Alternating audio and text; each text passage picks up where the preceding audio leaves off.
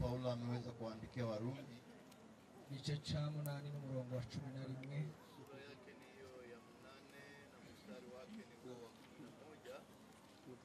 11. Usome mu izina rya Yesu. Twende tusome katika jina la Yesu. Nanyi ikiwa Roho wa Mungu aliyemfufua Yesu Kristo kutoka wafu anakaa ndani yenu, yeye aliyemfufua Kristo Yesu kutoka kwa wafu ataihuisha pia miili yenu ambayo hufa kwa njia ya Roho wake akaaye ndani yenu. Amen. Ariko niba umwuka w'iyazuye Yesu Kristo aba muri mwe, yazuye Kristo Yesu izazura n'imibiri yanyu ipfa kubw'umwuka wayo ba muri mwe. Amen. Amen. Turangirize mu rwandiko rwa 2 rwa Timotheo. Tutaenda kumalizia katika waraka wa 2 wa Timotheo, igice cha 2 umurongo wa 8. Sura yake ni hiyo ya 2 na mstari wake ni wa 8. Nasema, mkumbuke Yesu Kristo aliyefufuliwa kutoka kwa wafu, yeye aliye wa uzao wa Daudi. Hii ndio injili yangu.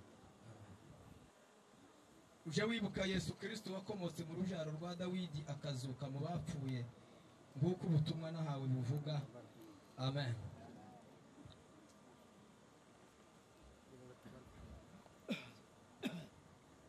Bavandimwe turabasuhuje mwese. Wapendwa, tunawasalimu nyote. Wanawasalimu. Wala tuseme mfulero ndio mtasikia. Tunejejwe no kuba imbere yanyu. Tumefurahi kuwa mbele zenu kuko nico cyatuzanye, kwa sababu ndio imefanya tuwe hapa.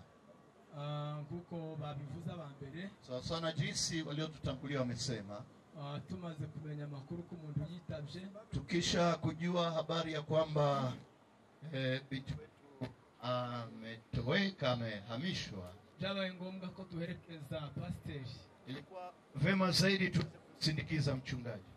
Ntabwo ari urugendo twateguye igihe kinini, sio safari ambayo tuliandaa muda mrefu, ariko Imana yo buri yari yararuteguye. Lakini Mungu mwenyewe alikuwa ameandaa safari hii. Turashima Imana kubwizo, na ndio tunamshukuru Mungu kwa ajili ya jambo hili. Pasiteri ndiye yatuvunya cyane. Mchungaji hakuwa kutuchosha bana. Mpamvu nuko agakiza kamurimo kabidufashijemo. Sababu ni kwa sababu ana wokovu ambao ni ndani yake. Yahumuritse kare cyane. Yeye mwenyewe aliweza kufarijiwa toka awali. Nukuvuga ngo twazanye nyine nk'abantu bamuherekeje. Ina maana tulikuja pamoja naye kama watu wenye kumsindikiza. Ariko Yesu yari yamaze kumuhumuriza. Lakini Yesu tayari alikuwa amemfariji mchungaji. Aha niho nkihagera bwa mbere. Na hapa ndio mara yangu ya kwanza kufika mahali hapa. Turabavuga butumwa. Yeye ni mhubiri. Dukunze kuja henshi. Na anasafiri mahali pengi zaidi. Aha muri uyu muhana niho hantu ntaragera. Ila hapa kwetu ndio mahali ambapo alikuwa bado hajafika. Naje munsi umwe mu ijoro tuje gusengera umuntu tuvuye Mbarara. Alifika siku moja, alikuwa ni usiku, alikuwa amekuja kumwombea mtu akitoka Mbarara. Ariko ningaho ntahabonye cyane. Lakini hakuweza kupaona vizuri maana alikuja usiku. Uyu munsi rero kuba ndi hano. Lakini leo kwa kuwa yuko hapa, kandi nkaba mpari kubwiza impamvu, na kwa kuwa yuko hapa kwa ajili ya hizi sababu, turashima Imana nyine ariko yabigeni. Tunashukuru Mungu kwa kuweza kupanga haya yote. Bavandimwe mukomere, wapendwa, mwe nguvu kandi muhumurike cyane, na zaidi mpole. Tuzi ko muhumuritse, tunajua kwamba mmepoa tayari. Igihumuriza cyabagezeho. Yule ambaye anapoza tayari amewafikia. Tunishimwe rikomeye. Na hii ni jambo la shukrani zaidi. Nasanze abantu benshi tudaherukana. Tumekutana na watu ambao bado ilikuwa ni siku nyingi hatukukutana. Ariko nabyo nabishimye, sinashimye ko muri aha, ariko nashimye kubonana namwe. Anasema alishukuru na zaidi ameshukuru kwa sababu ameonana na wapendwa. Bavandimwe, Imana igira ubwenge butandukanye n'ubwabo. Wapendwa, unajua Mungu ana akili iliyo tofauti na wanadamu. Haleluya. Haleluya. Bwana sifiwe. Amen. Ubwenge bw'Imana butandukanye n'ubwacu. Akili ya Mungu ni tofauti akili ya wanadamu. Abantu kwisanga muri bene ibi. Watu kuweza kujikuta kongamano kubwa kama hili. Umuntu ashobora kwibaza byinshi. Mtu anaweza kujiuliza maswali mengi. ariko ntawobona igisubizo, na ni vigumu kuweza kupata jibu. Ibi murimwo, mambo haya ambayo mko ndani yake, na amasezerano ya kera, ni ahadi za zamani kale, kandi na amasezerano yavuye mu bushake bw'Imana. Tena ni ahadi ambazo zinatokana na mapenzi ya Mungu. Umunsi umwe navuganye n'abantu, siku moja mpendwa alikuwa akiongea na watu, jengira amatsiko cyane yo kumenya ibintu. Yeye anakuwa ni mtu ambaye anataka sana kujua mambo. Jangera n'igihe ngatumira abasaza, na kuna wakati mwingine na alika wazee, ngatumira n'abahanuzi, na alika hata manabii, ngababaza ya makuru, anawauliza hizi habari. Wenda nawe uje ubikora, wakati mwingine na wewe unafanya hivyo. Ariko ibingibi ni ubushake bw'Imana. Lakini zaidi mambo kama haya ni mapenzi ya Mungu. Tidushobora kubyita izina rimwe. Hatuwezi kupatia ili kongamano jina moja. Ariko lakini haleluya. Haleluya. Bwana sifiwe. Amen.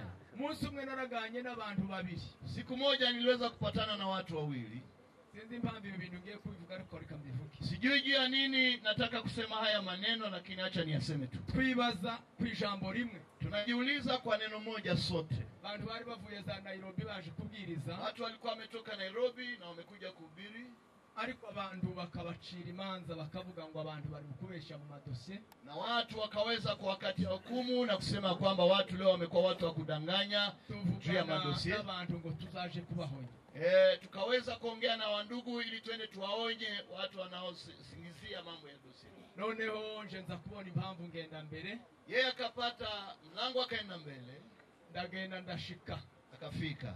Maze kugerayo. Wakati alifika, torero nahitiyemwo, kanisa ambalo aliweza kufikia kwa Muhima, ni kanisa la mtu anamuita Muhima. Bishop Muhima. Bishop Muhima. Haleluya. Ndashika nkicinjira nicaye. Wakati alifika moja kwa moja kwa kuingia ya masengesho tuzadusenga yakamenyero tucinjira. Hayo maombi ambao huwa tunaomba kawaida tunapoingia kwa mtu. Mbona umuntu araje. Akaona mtu mmoja anakuja. Haleluya. Arambwira ngo ya magambo tu yavuke. Akamwambia yale maneno usiseme hata kidogo. Nikamtizama. Arambwira ngo aba bantu bose ibintu barimo. Akaniambia hawa watu wote jinsi unavyowaona mahali hapa. Nabandi ngo bataraha. Na hata wengine ambao wakufika. Arambwira ngo ntibabizi. Akaniambia kwamba hawajui yale maneno. Ngo kuko sinza nemera ko umuntu amenye iby'igihe akigihagazemo. Kwa sababu sijui ya kwamba mtu anaweza kutambua mambo ambayo yuko ndani yake, ambayo anasimama ndani yake. Ariko arambwira ngo igihe ni gitambuka. Lakini akasema wakati kisha kupita. Ngo nibwo nzabwira abantu ibyo nariko nkora muri iki gihe. Na ndipo ataweza kuambia watu mambo ambayo angeliweza kufanya kwa ile wakati. Amen. Amen. Arangije nzanira umugozi munini muremure cyane. Akaweza kumletea kama ndefu sana. Arambwira ngo nimbira abantu bose bahaguruke bawufateho. Akasema watu wote washimame na wapate kushikilia kamba hiyo. Kahari akajugujugu izinyu. Hapo ambapo ndege inapita juu kidogo, helikopter. Arambwira ngo umuntu uzarekura uyu mugozi. Akasema mtu atakayeacha hii kamba wazagenda buherehere n'umuryango we ntazagaruka. Ya kwamba ataenda na kupotea yeye na jamaa lake na wala kurudi hatarudi. Arangije arambaza ngo ese uyu mugozi urawuzi. Akaniuliza, je, ili kamba sasa hii kamba unaijua? Ndamubwira ngo yasimwe. Nikamwambia mimi sijui hii kamba. Arambwira ngo aya ni amasezerano y'ubwoko n'igihugu. Akasema hii kamba ni ahadi za taifa na ahadi za nchi.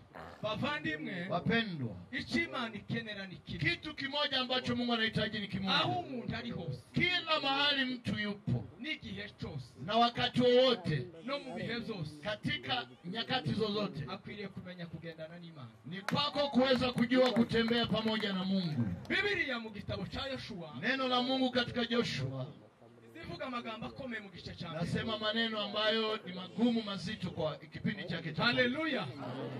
Biblia iravuga ngo Imana niyo yaje kubika Mose. Biblia inasema kwamba Mungu ndiye amemweka Musa.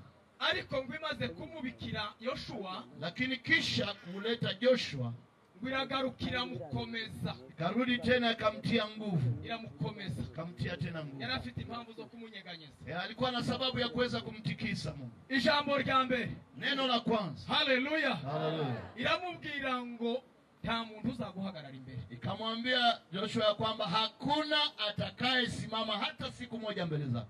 Mu butayu Imana ntizisiga abantu. Katika jangwa Mungu haachake watu.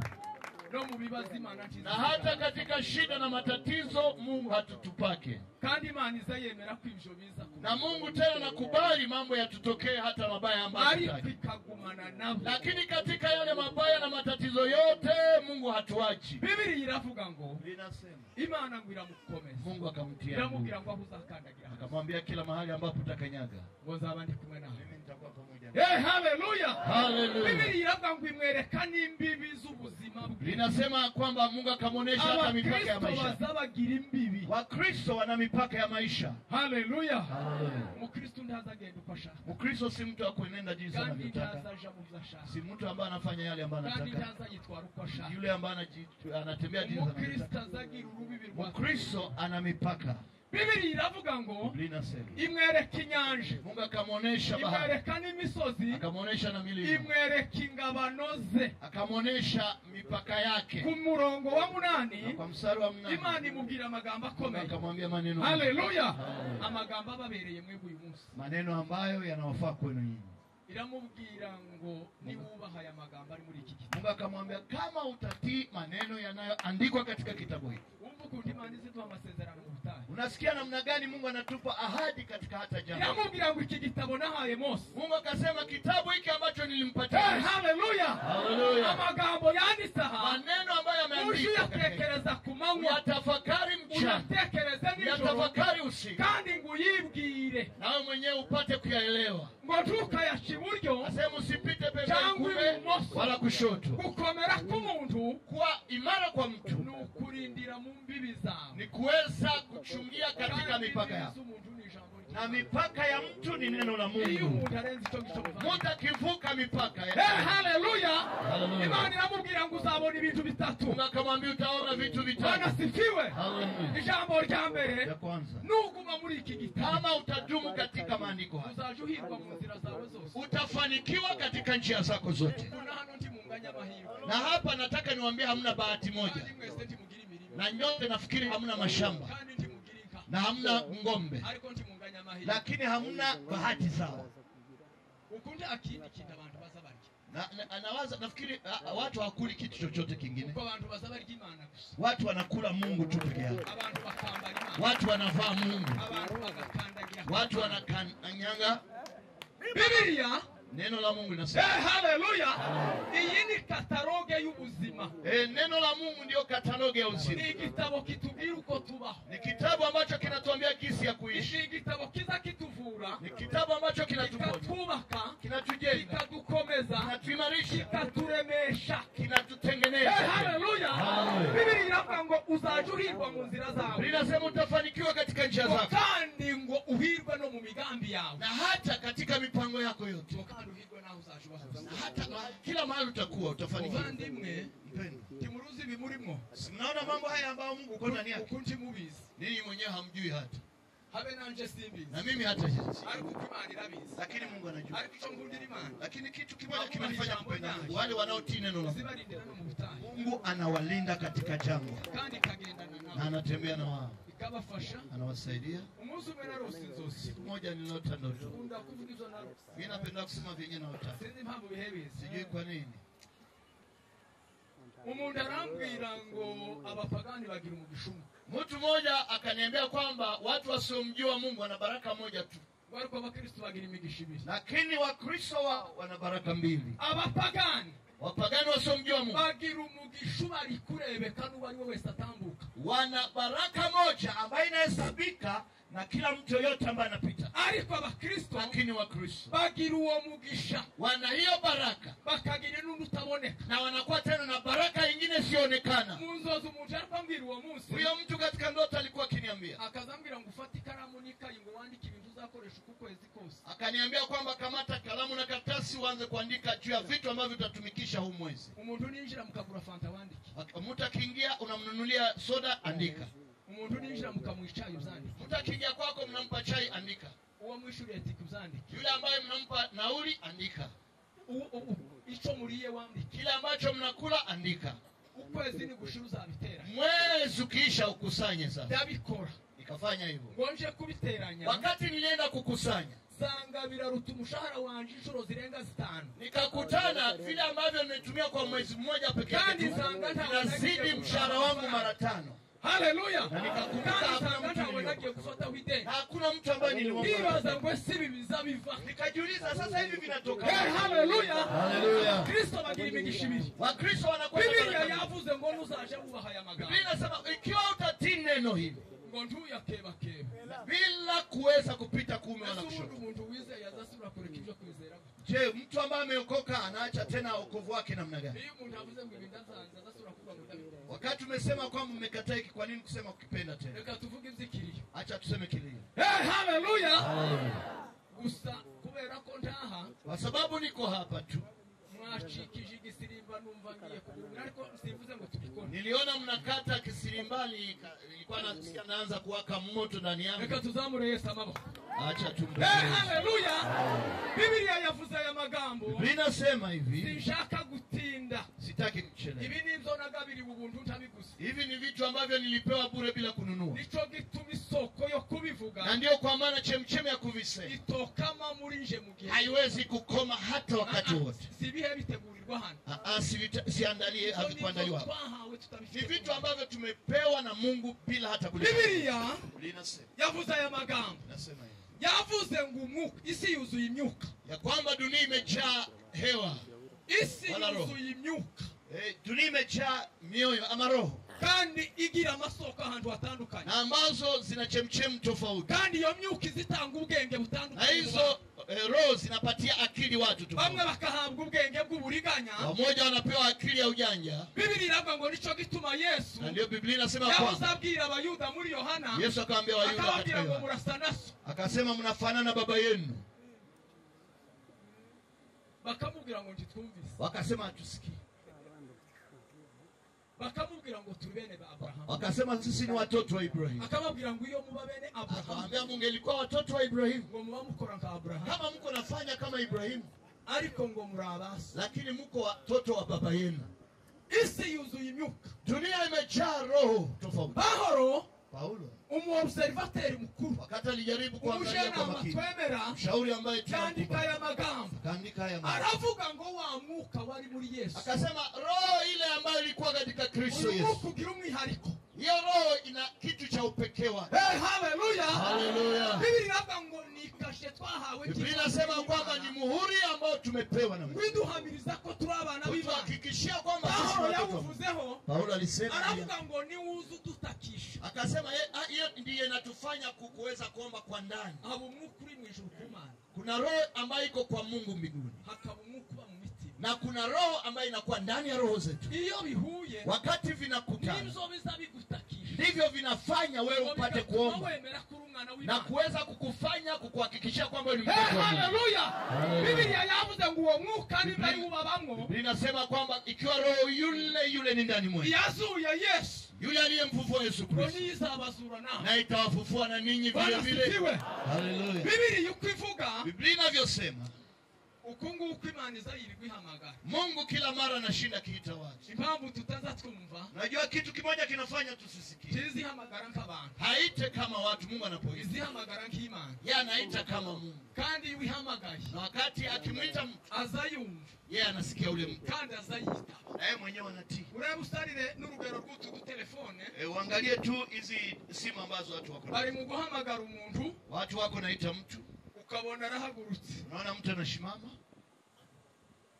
Cyangwa kanaganirira. Wala naongelea tu pale pale. Ariko abandi dusigaye. Lakini wengine titumenya makuru. Hatutajua ni nini ambao wanaongea.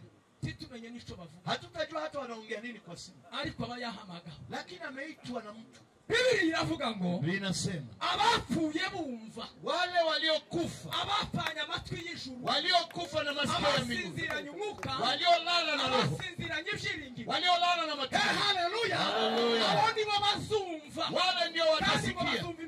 Watasikia parapanda. Bazazamuka. Na wataweza kupanda. Haleluya.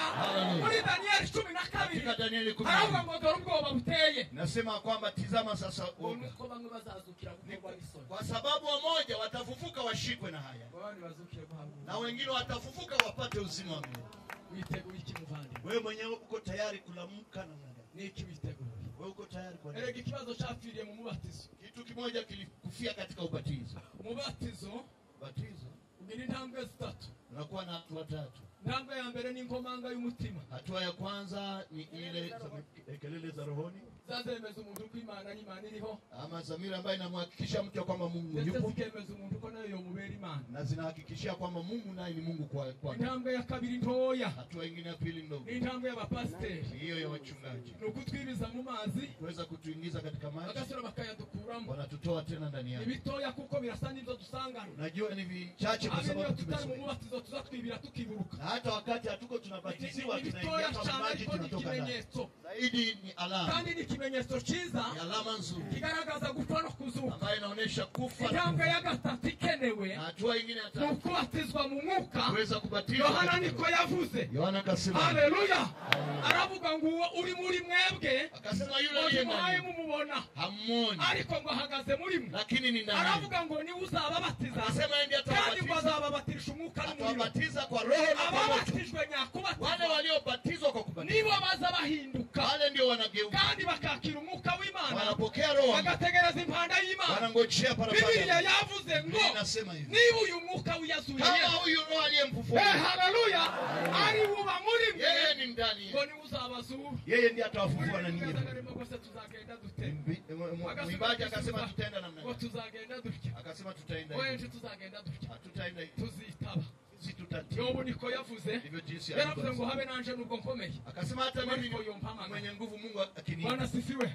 Habe nubwo ndi umutunzi yari hata kama nina utajiri. aravuga ngo ariko yompamaga. Akasema Mungu Ngo akiniita, kwitaba. nitatii. Impamvu niki? Sababu Mana ngo bayakeneye kureba imirimo yayo. Mungu anataka aone Bwana kazi. sifiwe. Bavandimwe, Wapendwa, muzuko ntuteye ubwoba. ufufuko hauleti uoga. Igiteye ubwoba Kinacholeta ni uoga ugufa utagira amatwi. ni kukufa na hauna masikio. Cyo nicyo giteye ubwoba. Hiyo ndio uoga. Kuzuka ntibiteye ubwoba. Kufufuka haiogopeshi, Habe no kuzamuka ntibiteye na hata ubwoba. kupanda juu Ariko igiteye ubwoba lakini ni ugufa kinachotisha utagira amatwi. ni kukufa na hauna masikio. Uzahamagara gute? Utaitwa namna gani? Uzumva ute? Utasikia namna gani? Uzita bute? Utatii namna Ugira gani? umwuka wumva. Je, uko na roho Ugira ya uwuhe kusikia? mwuka? Ni roho gani? Haleluya. Uru rugendo Hii safari, ni urugendo ruteye ubwoba, safari inayoleta uoga, ariko ni urugendo rwiza. lakini safari Titwahawe agakiza nk'ikigeragezo. tukupewa wokovu Oya. Hapana. Bwana sifiwe. Twahawe agakiza nk'imbaraga zituruhura. Tumepewa wokovu kama nguvu.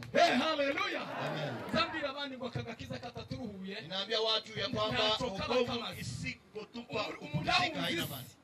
Agahunga isi, Mtu anakimbia dunia, agahunga umuruho w'isi, anakimbia agahunga mateso ya dunia, amateshwa y'isi. anakimbia Yagera tabu. muri Yesu ntaruhuka. Anapofika Nta ndani ya mpamvu Yesu z'amateraniro, hakuna sababu kandi ya impamvu zo kukutana. kukabamo. Hakuna sababu ya kushiriki Ishingiro katika wokovu. ry'agakiza Sababu ya ni wokovu uguturwa imitwaro, ni kuweza ni kupumzishwa mizigo, ukuruhuka. ni kuweza kupumzishwa. Twahawe agakiza nk'ikigeragezo. Hatukupewa wokovu kama jaribu. Biblia iravuga ngo Biblia inasema Yobu amaze ngo kugeragezwa, Ayubu kisha kujaribu ngo atekereza ko yoja guteshuka, akafikiria kama anaweza toka katika kandi atekereza ko yokorogana n'Imana mu mibabaro ye. akafikiria kwamba anaweza korogana na Aravuga ngo se ko nababaye inkazi murasi noja gukorogana n'Imana. akasema mbona Bituma nimeteseka avuga aya sana, magambo akomeye. mimi naweza tu na Aravuga ngo reka nongere mpagarare mu akasema kazani. acha niweze Bwana kusimama sifiwe. kwenye mizani, Reka asubire ngo nitereke ku rugero. jiweke kwenye mzani. Haleluya. Abakristo bataza bihana. Wakristo wasipotubu Tugira umwuka muri bo. haona roho ndani yao. Umukristo utagira umwuka ntagira ubwoba. Kristo asiye na roho haogopi.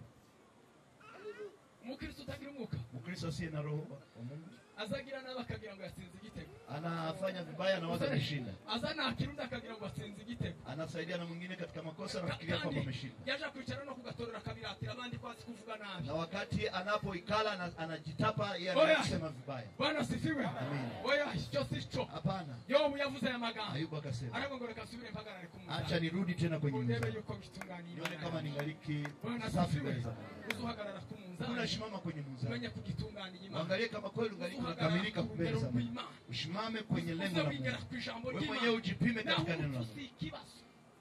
Lakini hukumu si tatizo. Uko turi mu nzira. Tuko katika safari. Turi mu nzira. Tuko katika safari. Biblia iravuga ngo washawe umugore wese. Biblia inasema yeyote aliyezaliwa na Azarama mwanamke, igihe gito. yeye siku Ngo zake kandi ni chache, cuzuye umuruho. na zile siku zinazojaa Hanyuma ngo mateso, agacibwa. na baadaye Biblia iravuga muri Yobu. Biblia inasema Aravuga ngo umuntu wese nasema kila uri muri ino si ambaye yuko katika hii dunia. Umusirikare ufashikiye mu ntambara. Yeye ni kama mwanajeshi ambaye yuko katika. Ari ku rugamba. Mwanajeshi akiwa vitani. Azategereza gutaha. Yeye anangojea kurudi. Abandimwe tuzataha. Wapendwa tutarudi. Haleluya. Amen.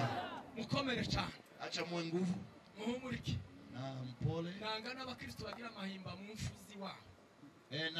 Na sifurahia wakristo ambao wanakuwa na huzuni mkubwa wakati wamefiliwa. Umuntu uzuvuga ibintu ku kilio chiwa bandi. Mtu ambaye anasema maneno mengine kwa kilio cha watu wengine. Yagari wabo iwiwe ntayavuki. Wakati anafika kwake aseme yale maneno. Abari umunyamahimba. Anakuwa ni mtu wa kutubu. Abatemera izuzu y'umutima we. Ni mtu ambaye sikubali maneno ambayo yamechanganya moyo wake na hajui hata maneno. Na hakuna kitu ndani yake. Titukira abagabo bo gutahana umuziki wa sente. Hapana, hatuko wanaume wa kuweza kurudia tuna sente. Mwongereza baramubwiye ngo umwana w'ikinege yapfuye yarafite nigiye kwicara. Kuna mtu mmoja Mwingereza walijaribu kumwambia kwamba mwana wa pekee. Tugire Yesu gutya. Baramubwiye uyu afite benshi. Yeye yuko na watoto wengi. Hadi wangu ngafushe n'umugore. Ndayaza wewe.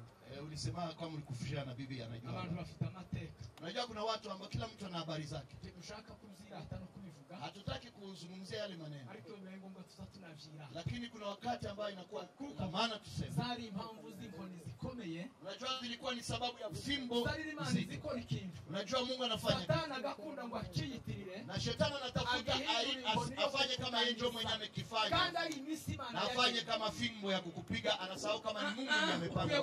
Ukuri.